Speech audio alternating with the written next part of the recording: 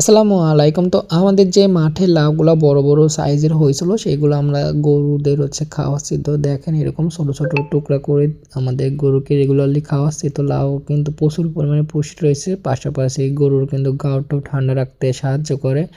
তো কোনো কিছু অপচয় না করে সেটা সঠিক ব্যবহার করে আমার মতে ভালো। তো আমাদের দিকে যেহেতু এখন লাউ খুবই সস্তা সেজন্য আমরা বিক্রি না করে আমাদের যে খামারের গরু ছাগলদের আমরা খাওয়াচ্ছি। তো আমাদের টোটাল ২টা আইডি বাছুর ছিল, মানে এখন অনেকটাই বড় হয়ে গেছে। আমরা কোরবানি উপলক্ষে ২টা কিনে আনছিলাম। তো কত টাকা বিক্রি করব সেটা অবশ্যই জানাবো। আর ২ মাস আছে যেহেতু কোরবানি, রমজান প্রায় শেষের দিকে। তো আমরা গরুদের কীভাবে লালন পালন করি সেটাও আপনাদের মাঝে তুলে ধরি। তো সেই বিষয় পেতে অবশ্যই আমাদের ফেসবুক বা ইউটিউবের সাথেই থাকবেন।